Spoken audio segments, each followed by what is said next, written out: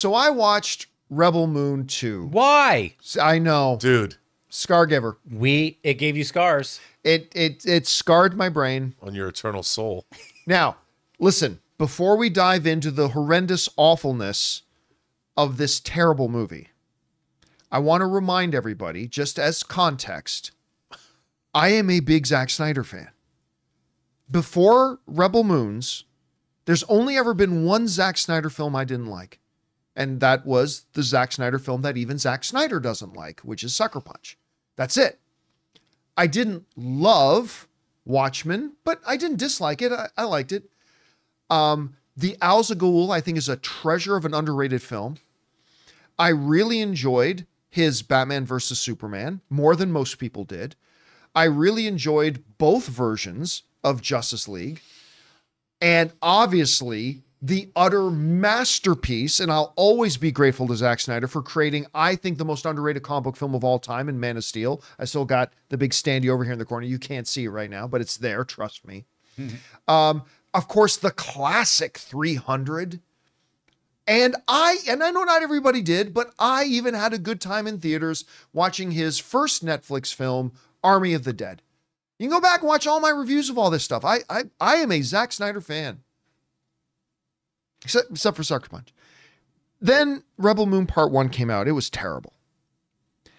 And I heard from a lot of people that Rebel Moon Part 2 was also terrible, but at least a little bit better than the first one. No, it's not. This movie is dreadfully awful. Like, I couldn't believe my eyes of just how bad this movie is. Now, listen, let me give one other little asterisk here and a little preface to this. If you are somebody who enjoyed this movie, the beautiful thing about the art of movie making and TV is that it's all subjective. And if you watched it and it clicked for you and you had a good time, awesome. I'm not putting you down. I celebrate that. I'm actually jealous of you because I wish I liked it. I want, like Rob often says, I want everybody to like every movie we ever watch. So I'm only talking about my experience. I'm not trying to undermine or devalue your experience. If you liked it, I celebrate that.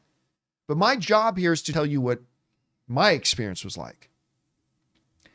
Rob, I put up on the community tab on our YouTube channel last night, I said, I was pretty sure I was not going to watch a worse movie this year than Madam Web. And then I saw Rebel Moon Part 2. This, on almost every level, save what Zack Snyder does best. Some of his visual composition. There is some very good visual composition in this movie. And I will always get, Zack Snyder is a great visual storyteller. He really is. That's always where he shines. But from a fundamental filmmaking point of view, everything was wrong with this movie. From, you know, the classic line they always say about filmmaking, show, don't tell. No, not here. Screw that. You know what we need? Exposition time, exposition time, exposition time. So as soon as somebody asks somebody a question, hey, what about this? Close up of face. Back when I was blah. And they go into this 5-minute exposition dump. And every exposition dump, don't forget, needs to start in slow-mo. Everything's got to be an exposition dump and then everything done in slow-mo. And it was just over and over and over again. And then some of the most boring, predictable cliches of every one-dimensional character. And it was just, nothing was interesting. Nothing drew me in. Even putting the great performances in there of Jaimon Hansu, who I've been a massive fan ever since his Spielberg film Amistad. And by the way, he gives it his all in this movie. He gives everything he's got in it. He really does. Everything he's got. He's not phoning it in. And just, and listen, I've been an admirer and really like Sofia Boutella in small supporting roles. When Sofia Boutella's in a small supporting role, she can elevate a film. Rebel Moon 1 and 2 have proved she's not ready to lead a film. She's just not there. Not yet. it reminds me a lot of John Cena a few years ago. It's like John Cena in small comedic supporting roles can really elevate a film, but he, like that film Blockers he did, proved he wasn't ready yet to be the lead.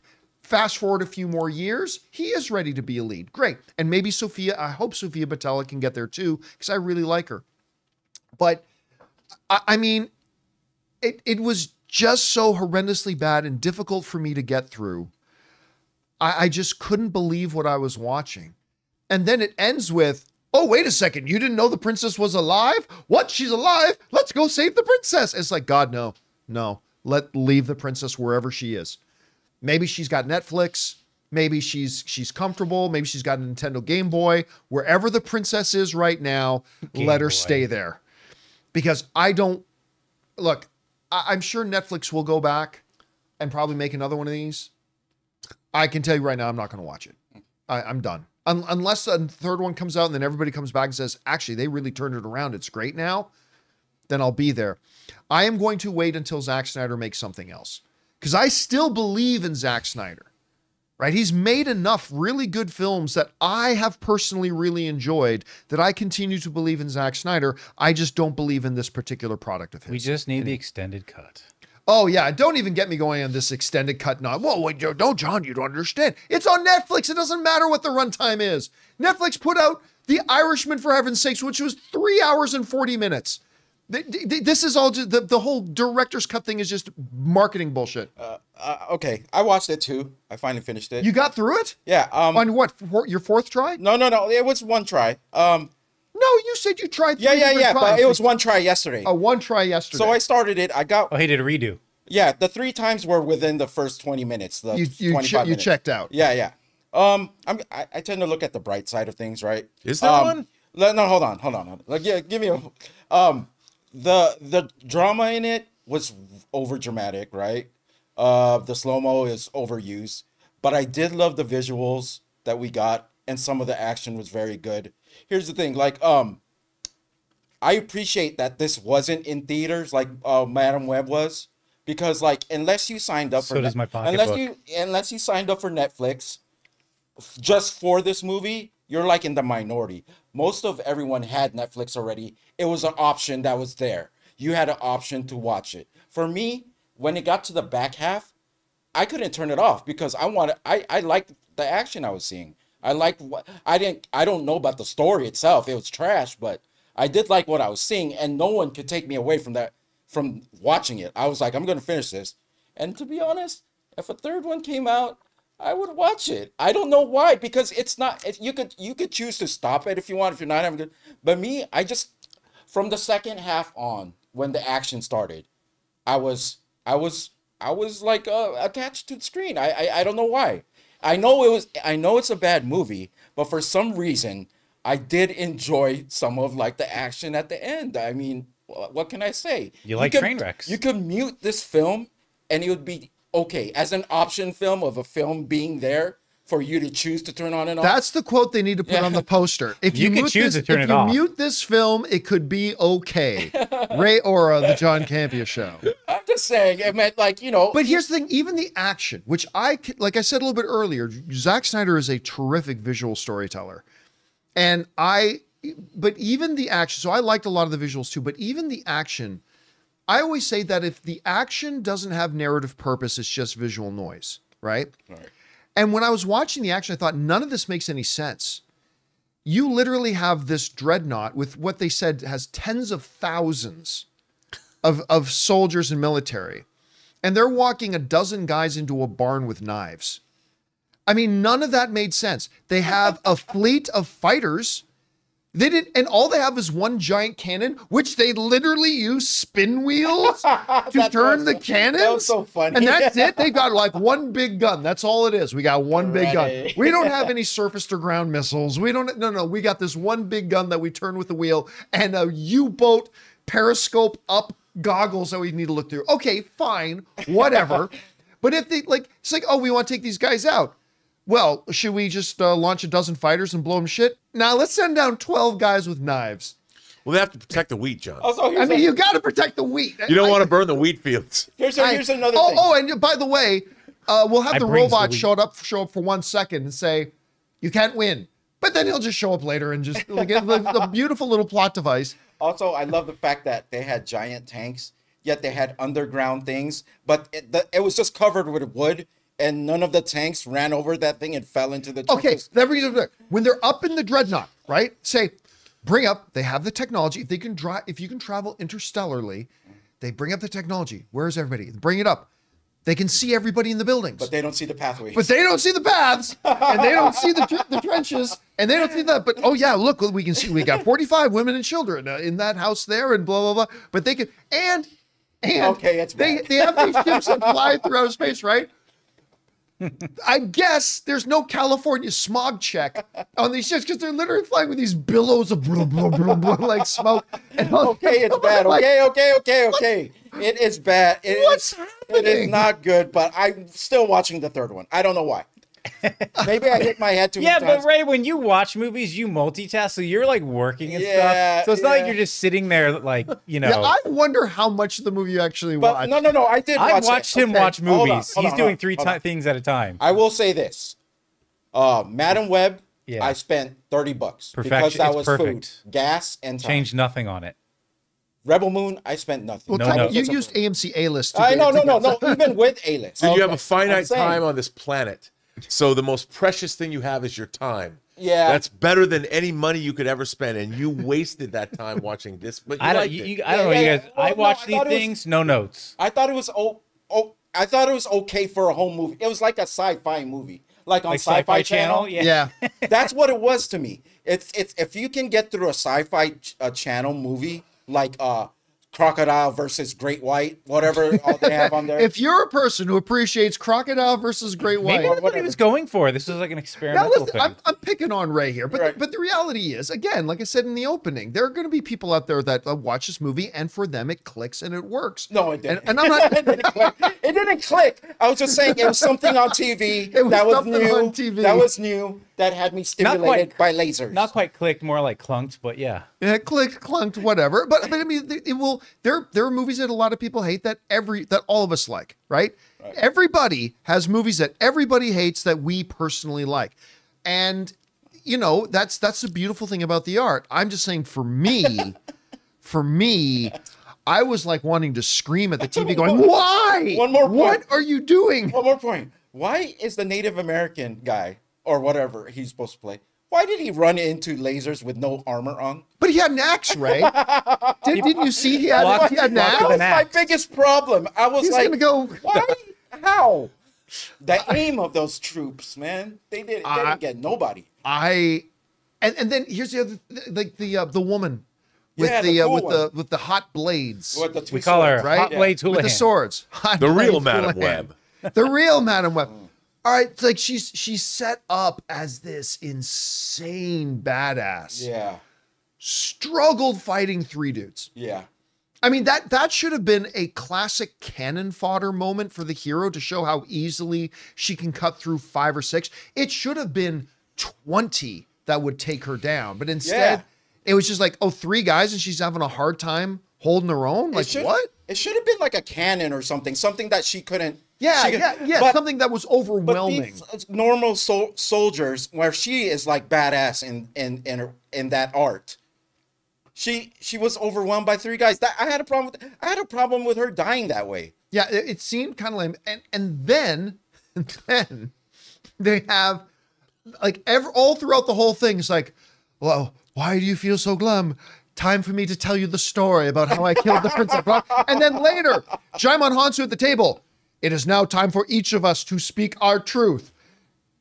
Exposition time. Every single one of them now gets to do their thing of exposition and the slow-mo and then you set up the Scargiver, the whole empire. The whole empire is scared of this girl, right? Whole empire. She beat the dude in the first movie. She loses to the dude and needed her boyfriend to come in at the end and stab the guy through the neck because she got beat. So you had our sword wielder with an underwhelming thing.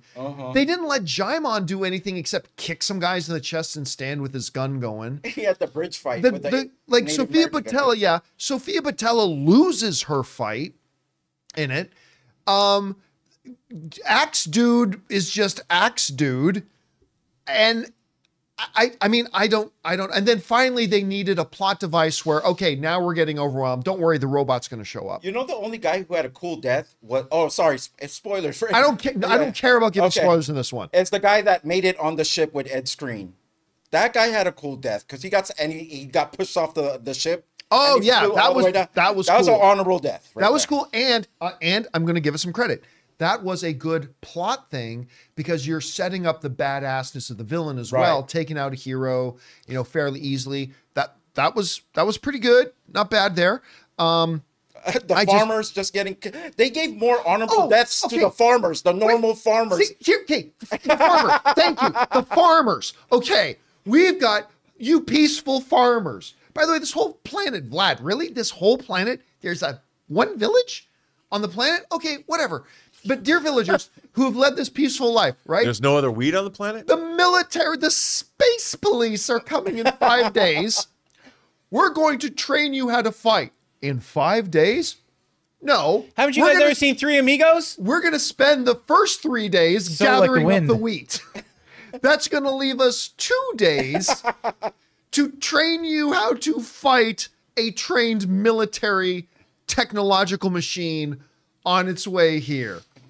Titus trained. Titus trained. Get the label.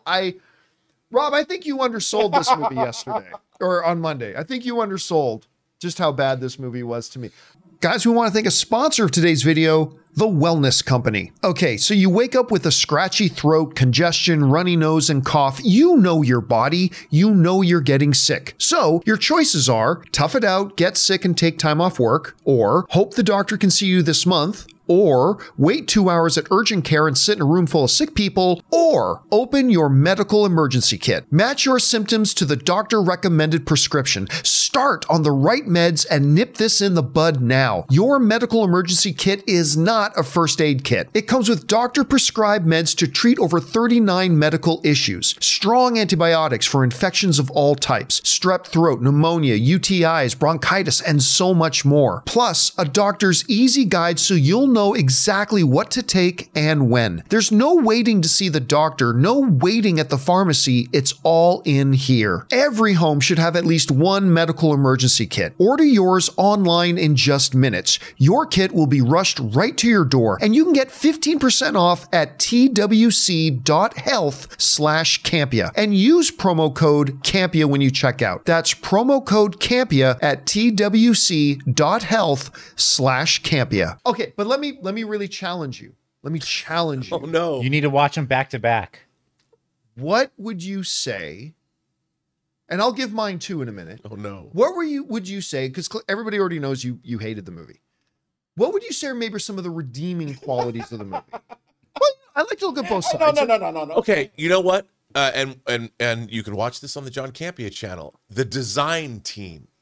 Beautiful design. I think the design team and all of the work that went into creating the different worlds, the different races, the different factions, the ships. I mean, it has a lot of Warhammer 40K in it. It has a lot of really cool ideas, all the design work. So for me, like Ray said, look, if you were to turn the volume of this movie off and play it with techno music, like some great EDM tracks, like, I don't know, a Testio record from like 2006, or play it, Daft Punk, Around the World, play that from 20 years ago, along with this music, or the score from Tron Legacy.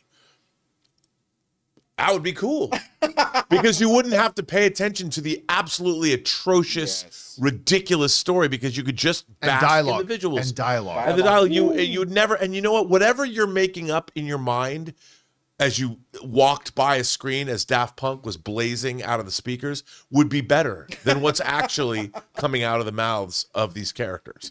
And that's why, John, I'll tell you something. I used to love, in the wake of Star Wars, there were a lot of cheesy Star Wars knockoffs. Yeah, absolutely. And the very best, and I've been defending this movie for my entire life, is the Italian, directed by, it says Louis Coates, but Luigi Cosi, Star Crash, starring the lovely Caroline Munro. It's got David Hasselhoff in it, Joe Spinell as Count Zarth Arn, Christopher Plummer as the Emperor of the Universe. It is not a great movie, but it has laser swords and robots and a great score by John Barry. It is infinitely better than this movie. I love Star Crash. I have a Stella Star action figure, and I'm watching this film and I'm thinking to myself, they have everything that they didn't have when they made Star Crash. But Star Crash had conviction, it had wit, it had verve and love. This film makes me want to drown myself in a toilet. It made me actually want to go and watch Ice Pirates. Another Ice Pirates is really good though. More wit and verve too. They've got a dancing xenomorph in that. And like you, I just want to point out before all the Snyder Bros roast me on Twitter, which they love to do, I'm a Zack Snyder fan. I own Sucker Punch Hot Toy figures, John. I own Sucker Punch on disc. I have every one of his movies on disc up till these two. And they're on Netflix, so I probably will never have discs to buy anyway, which is great. But he won me over with Dawn of the Dead. I enjoyed Watchmen, not as much as I hoped, but Watchmen is still a valiant effort. There was a lot of love there. I love Man of Steel, as you do. I think Zack Snyder has done some really impressive things. This is not one of them. Don't you? And This is The Terminal. Didn't you hate the end too? Oh, come on. No, I don't. Didn't you hate the end too, where the fighters came in? I was like, where was that? Like, Yeah, why didn't you show up like a half hour ago? And they with showed that the pilot Rebels that show? was a completely different race or like a creature. Right. And I was like, who's that guy? I think he appeared He was in the first one? Okay. think I he don't complimented the first one. understand how you sit in an edit bay cutting this movie together for months on end and go, oh yeah, that's great. Let's do that. Yeah, this works. This is money. I mean, somebody needs to do a riff The editor tracks. was like, Take really? this movie and do riff tracks and redub the whole movie with different actors and write a whole new script, but keep the movie the same way. Or better yet, take the movie and do a recut of it and then bring actors in and make it into a movie that's palatable. Because honestly, I'm perplexed that both of these movies exist the way they do. How did these get made like this with this dialogue? How did Zack Snyder go, yeah, this is what we want? I love this. Anyway, guys. Wait, you didn't do your That's right. Just My one, redeeming at least thing. one. No, I'll give you a couple. Okay. Much like the Star Wars prequels, which I loathe, but I've always said about the Star Wars prequels, if you just take the 3 Star Wars prequels and sketch out the rough storyline over 3 pages, I think you've got a really neat story there. I think the basic mythology of what this universe is, like the whole idea that there was this noble royal family of the universe that were usurped, and you had somebody that's on the run from them now, and the thing about the princess, like, I think all of that is a really neat starting point for telling hopefully a potentially really good story there. So I think the basic underlying mythology and background of the universe that Zack Snyder created here is very interesting. Again, I'll go with the visual stylings. I think the visual stylings of the film are very good, nice to look at. I think you have a really good visual palette for the movie itself. I like the basic idea of our main protagonist having been like a ward of the ultimate behind the scenes antagonist. I think that's an interesting idea. We've seen it done before, but it can be done very effectively. I like that. I liked the nice nature of the farmers. Yeah. I mean, especially the credits. By the way, the main farmer dude, the credits all seem to be spelt correctly, but the main farmer dude, the white beard guy. Yeah. I know it wasn't him. But tell me at least a dozen times whenever he came on screen, I thought he looks like the main maester on the small council from Game of Thrones, who was also the main bad guy in Indiana Jones 3 and was also the AT-AT commander in Empire Strikes Back. Every time he came on screen, I thought that was him. It wasn't him. The guy with the white the white beard. I refer to him as Herschel. From Walking Dead. That's right, from Walking Dead. He's got to give him like Herschel. John, I also want to say this. I was really excited for these movies. I wanted them to be great. I remember you would bubble every time we would talk these movies. They hadn't come out yet. You were I excited. was really excited to see these movies. I was excited to see what Zack Snyder was going to do with this. I mean, there were his Star Wars pitch that didn't get picked up or whatever.